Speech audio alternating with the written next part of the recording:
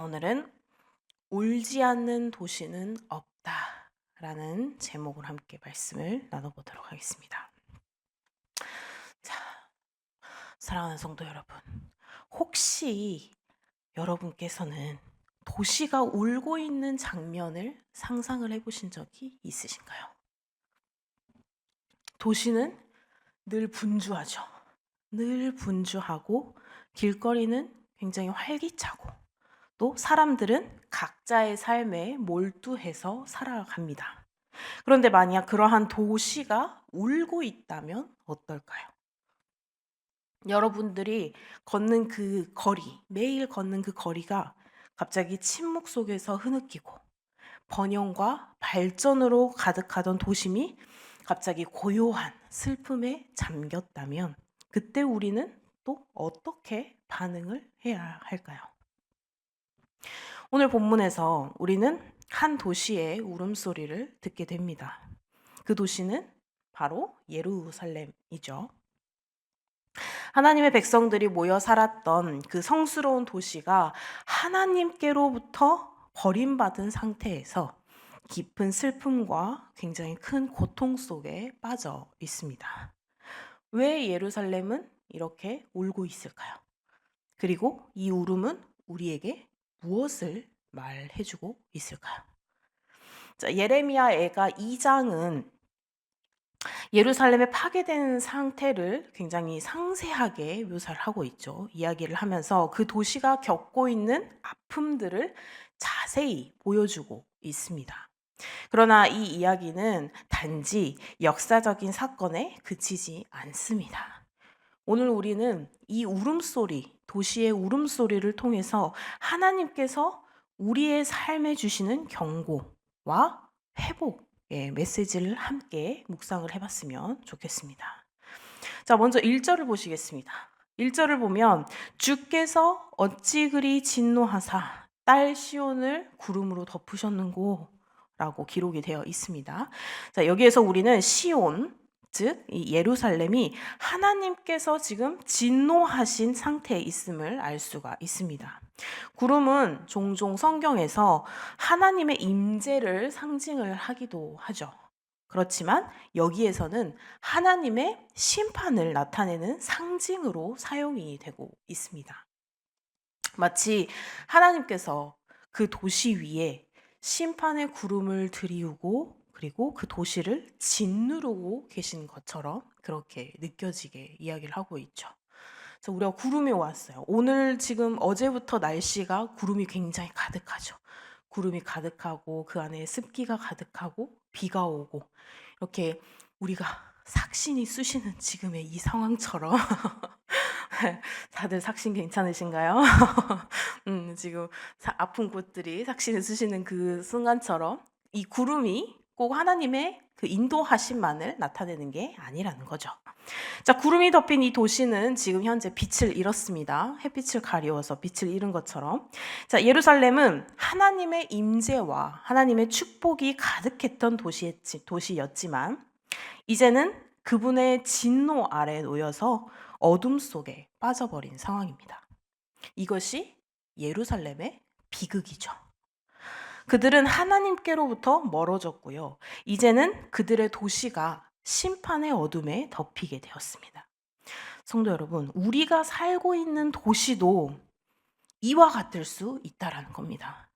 겉으로는 굉장히 번영하고 굉장히 발전이 된 것처럼 보이지만 그 안으로 들어가 보면 영적인 어둠이 굉장히 많이 드리워져 있다고 볼 수 있죠. 우리가 하나님의 말씀을 멀리할 때 우리의 도시도 또 우리의 가정도 우리의 영혼도 이처럼 구름에 덮일 수 있다는 것입니다. 자, 그럼 우리는 이 구름을 피할 수 있을까요?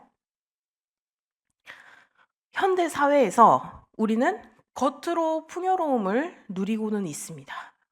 그렇죠. 배 굶지 않고 항상 옷도 따뜻하게 입고 더울 때는 또 시원하게 입고 이렇게 우리는 풍요로움을 누리고 있지만 영적으로는 구름에 덮여 어두워져 있지는 않는지 돌아볼 필요가 있습니다. 하나님의 빛이 비추지 않는 곳에는 어둠이 깃들죠. 우리가 하나님과의 관계에서 이렇게 멀어져 버리면 그 구름은 우리의 삶 속에서도 계속해서 내려오게 됩니다. 우리의 기도 생활, 또 우리의 예배 생활, 또 그리고 말씀에 대해 순종이 무너진다면 하나님의 빛 대신에 이렇게 지금의 예루살렘처럼 심판의 구름이 우리를 덮을 수 있다는 사실을 우리는 잊지 말아야 할 것입니다. 자, 2절에서 이어지는 말씀은 더 무겁습니다. 이제 삭신이 쑤시는 정도가 아닙니다. 주께서 야곱의 모든 거처를 삼키셨고 긍휼히 여기지 아니하셨으며 라는 이 말씀은 하나님의 긍휼이 그들로부터 떠나버렸음을 지금 명확히 보여주고 있습니다. 여기서 삼키셨다라는 이 표현은 단순한 파괴를 넘어서 하나님의 철저한 심판을 의미하고 있습니다. 자, 예루살렘이 그토록 자랑스럽게 여기던 성벽도 그리고 집들도 그리고 그들이 정말 자랑스럽게 여겼던 성전마저도 모두 하나님께서 삼켜 버리셨습니다. 그들은 더 이상 이 긍휼이라는 보호막 아래에 있지 않았습니다. 한때 하나님께서 이 성전이 있었던 그곳이 이제는 하나님께서 계시고 하나님께서 우리와 대화를 나누는 곳이 아니라 하나님의 심판이 임한 장소가 되어버리고 만 것이죠. 이 성전이 파괴되었다는 것은 단지 물리적인 파괴를 의미하는 것이 아님을 우리는 잘 알 수가 있습니다. 그것은 하나님의 임재가 떠났다라는 것을 의미합니다. 예루살렘은 더 이상 하나님의 백성이 아니었으며 그들은 이제 하나님의 긍휼마저도 받을 자격을 잃어버린 상태였습니다. 그러면 하나님께서 우리에게 긍휼을 베풀어 주시는 것을 우리는 너무나 당연하게 여기고 있지는 않습니까? 하나님께서는 우리를 사랑하시니까, 하나님께서는 우리를 긍휼히 여기시니까, 우리가 이렇게 계속해서 이런 상황에서도 하나님께서는 우리를 사랑하시니까 우리를 기다려 주실 거야. 우리를 다시 붙잡아 주실 거야. 우리를 놓지 않으실 거야. 그리고 우리는 그러한 하나님의 사랑만을 믿고 계속해서 나태해지거나 하나님의 그 진실하신 사랑, 그 사랑의 뜻을 잃어버리지는 않았습니까? 하나님의 자비와 사랑은 맞습니다. 끝이 없습니다. 끝이 없지만 그것을 남용하고 그것을 무시할 때는 그 긍휼이 우리에게 떠날 수 있음을 우리는 명심해야 할 것입니다. 우리의 삶 속에서 하나님의 보호하심과 은혜가 언제나 우리 곁에 있는 것처럼 생각하지만 우리는 그 은혜를 소중히 여기지 않으면, 우리가 소중히 여기지 않으면 지금의 예루살렘처럼 큰 대가를 치를 수 있다는 사실을 잊지 말아야 합니다. 어때요? 삭신이 쑤신 것보다 더 큰 아픔이 있는 말씀이죠. 오늘 우리의 이런 영적인 거처는 우리가 어디에 있는지 다시 한번 살펴봐야 할 것입니다. 우리가 살아가는 삶의 터전이 하나님께서 보호하시는 곳인지 아니면 하나님의 긍휼이 떠나버린 상태인지를 돌아봐야 할 때인 것 같습니다. 우리의 마음속 성전은 여전히 하나님께서 거하시는 성전인지 아니면 파괴되고 버려진 하나님의 심판이 가득한 그러한 상태인지 우리가 깊이 성찰해 봤으면 좋겠습니다. 자, 10절로 가보겠습니다. 10절에는 딸 시온의 장로들이 땅에 앉아 잠잠하고 티끌을 머리에 무릅쓰며, 이 구절에서 우리는 예루살렘의 지도자들이 절망에 빠져서 침묵하는 모습을 볼 수가 있습니다. 이 장면은 이스라엘 백성 중에서도 가장 지혜롭고 그리고 존경받는 자들이 이제는 더 이상 아무런 말도 할 수 없게 된 그런 비참한 상태를 보여주죠. 그들은 할 말이 없습니다. 그들의 죄가 너무나 분명했기 때문입니다. 티끌을 머리에 무릅쓴다는 것은 성경에서 깊은 슬픔과 그리고 회개의 상징인데요. 이 예루살렘의 장로들은 그들의 죄를 인정하고 더 이상 변명할 수 없음을 깨달았습니다. 자신들의 죄가 너무 명확했거든요. 이제 그들은 하나님 앞에서 침묵할 수밖에 없었습니다. 침묵은 그들이 하나님 앞에서 회개의 시작을 준비하고 있음을 나타내고 있습니다. 이 장면은 매우 상징적인 장면인데요. 지도자들이 더 이상 이 백성들에게 말을 할 수 없다는 것은 그들이 자신들의 죄에 대해서 책임을 지고 있다라는 것을 의미합니다. 그들은 백성을 이끌어야 할 위치에 있었죠. 하지만 이제는 그들의 죄로 인해서 더 이상 무엇을 말할 수 없는, 아무것도 얘기를 할 수 없는 그런 상태가 되어 있습니다. 자, 우리도 이렇게 하나님 앞에서 침묵을 해야 할 때가 있습니다. 하나님 앞에서는 모든 것이 드러납니다. 그렇죠? 우리의 죄, 우리의 연약함, 우리의 부족함, 또는 우리의 기쁨, 우리의 감사, 우리의 희노애락, 모든 것들이 다 하나님 앞에는 다 드러납니다. 이렇게 우리의 여러 가지, 우리의 모든 것들은 하나님 앞에서 결코 숨길 수가 없습니다. 우리는 종종 하나님 앞에서 변명하려고 할 때도 있어요. 그렇죠? 하나님, 제가요 진짜 하고 싶었는데요. 요만큼 너무 피곤해서 하나님, 제가 진짜 오늘은 하겠다고 약속을 드렸는데요. 제가 오늘 일이 너무 바빠가지고, 또는 몸 상태가 지금 너무 말이 아니어서, 또는 제가 지금 삭신이 쑤셔서 이런 변명거리를 갖고 있진 않습니까?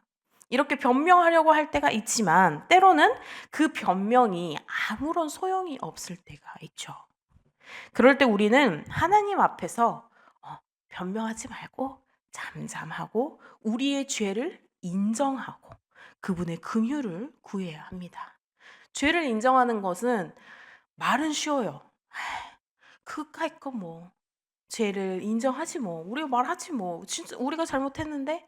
하지만 이걸 직접 상대방에게 직접 고하고 나의 잘못을 인정한다는 것은 굉장한 용기가 필요하고 굉장한 노력이 필요한 그러한 상황인 거죠.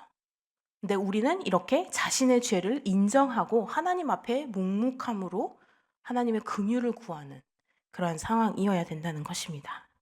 우리의 죄가 이렇게 분명해졌을 때 우리는 그저 하나님 앞에 변명하거나 따지거나 하지 말고 우리는 그저 하나님 앞에 겸손히 나아가야, 그리고 엎드려야 합니다. 침묵 속에서 우리는 하나님의 자비를 기다리고요. 그분의 회복을 구해야 합니다. 이 침묵은 단순히 절망을 하고 있는 것이 아니라 그 침묵 안에서 우리는 회복을 향한 그 침묵이 첫 걸음이 되는 것입니다. 자, 사랑하는 성도 여러분, 예루살렘의 지금 이 파괴된 성전은 그들의 죄로 인한 결과였습니다. 하나님께서는 그들의 우상 숭배와 그리고 불순종까지는 참으셨어요. 하지만 참다 결국은 심판의 때가 이르렀습니다. 그러나 여기에서 중요한 것은 그 심판이 이것의 끝이 아니라는 점입니다. 굉장히 중요합니다.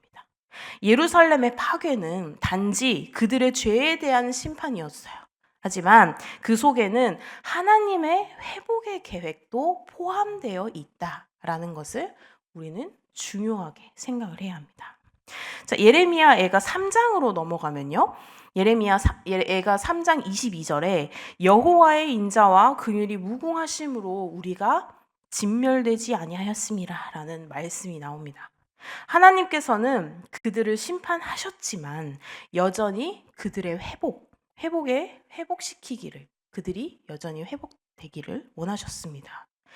예루살렘이 완전히 파괴되었지만요, 그 속에서도 희망은 남아있는 것이죠. 하나님께서는 그들이 다시 일어서기를 원하셨고, 그들이 회개할 때 그분의 긍휼을 받을 준비가, 그리고 그분이 긍휼을 베푸실 준비가 되어 있었습니다. 자, 우리의 영적 성전이 파괴된 것처럼 보일 수가 있어요. 우리 또한. 하지만 하나님께서는 여전히 우리에게 희망을 계속해서 주십니다. 우리는 우리의 죄로 인해서 언제든지 무너질 수 있어요. 하지만 하나님께서는 그 무너진 자리에서 다시 일으키기를 원하십니다. 하나님의 회복은 언제나 우리를 기다리고 있습니다. 우리가 하나님께로 돌아갈 때 그분은 우리를 다시금 세우시고 우리의 삶 속에서 다시 새로운 시작을 허락하실 것입니다. 오늘날 우리의 도시도 마찬가지로 우리의 삶은 울고 있을지 모르겠어요. 굉장히 어려움에 처하고 아픔에 처하고 그렇게 우리의 삶은 울고 있을지 모르지만 그 울음 속에서 울음으로 끝나는 것이 아니라 바로 하나님의 회복이 다시금 시작되고 있다는 것을 믿으시길 바랍니다. 우리의 울음은요, 절망이 아닙니다. 우리의 울음은 절망이 아니라 다시금 새로운 희망을 향한 첫 걸음인 것입니다. 자, 사랑하는 성도 여러분, 이 예레미야애가 2장은 예루살렘의 울음과 파멸을 보여주고 있습니다. 굉장히 적나라하게 보여주고 있죠. 이러한 파멸을 보여주고 있지만 그 울음 속에서도 하나님께서 주시는 이 회복의 메시지를 우리는 또한 들을 수가 있습니다. 우리가 하나님과의 이 관계에서 멀어지면 우리의 삶 속에서도 예루살렘과 같은 파멸이 찾아올 수가 있다라는 것을 명심하십시오. 하지만 더 명심해야 할 것은 그 파멸은 끝이 아니라 하나님께서 우리가 다시금 회개하고 그분께로 다시금 돌아올 때 언제나 새로운 시작을 할 수 있게 하나님께서는 계속해서 준비하고 계신다는 사실입니다. 우리의 울음은 절망의 끝이 아니라 바로 희망의 시작입니다. 그래서 울지 않은 도시는 없다 라는 저 제목이 울지 않은 도시는 없어요. 우리의 마음속에서도 울지 않은 한 명 한 명은 없습니다. 그렇지만 그 울음이 끝이 아니라 그 울음이 바로 시작이라는 것을 우리는 깨닫고 우리는 믿어야 한다는 것입니다. 오늘 우리는 이렇게 하나님의 긍휼과 회복을 구하면서 계속해서 나아가야 할 것입니다. 하나님께서는 우리의 죄를 심판하시지만 그 심판 속에서도 우리를 다시 일으키시기를 하나님께서는 원하고 계신다는 것입니다. 이 탕자인 아들이 다시금 아버지께로 돌아왔을 때 아버지가 이 탕자를 반겼듯이 모든 것을 내어주셨듯이 하나님께서는 우리가 다시금 돌아올 때 하나님께서 가지고 계시는 우리에게 베푸셨던 사랑들 모두 다시금 돌려주기를 원하신다는 것을 우리 성도님들 굳게 믿으시고 그 믿음으로 말미암아 세상을 살아가시는데 울음의 끝이 아니라 울음이 시작이 되는 그러한 하나님의 사랑을 느낄 수 있는 귀한 하나님의 백성들이 되시기를 주님의 이름으로 소망합니다. 기도하시겠습니다. 사랑과 긍휼의 하나님, 저희가 오늘 이 예레미야애가 2장의 말씀을 통해 깨달은 주님의 경고와 회복의 메시지를 마음속에 새기게 됩니다. 주님, 저희가 하나님과의 관계에서 멀어질 때 저희 삶 속에 드리운 구름을 보게 하시고 또 그 속에서 주님의 긍휼을 구하게 하시옵소서. 저희가 하나님 앞에 침묵하여 회개할 때 주님께서 저희를 다시 일으키실 줄 믿습니다. 주님의 자비와 은혜 속에서 저희가 회복되게 하시고 새로운 시작을 누리게 하여 주시옵소서. 오늘 하루도 온전히 주님께 맡겨드리오니 주님, 우리의 울음이 끝이 아니라 시작이 되는 하루를 보낼 수 있게 주님, 우리의 삶을 인도하여 주시옵소서. 감사드리며 예수님의 이름으로 기도드립니다. 아멘.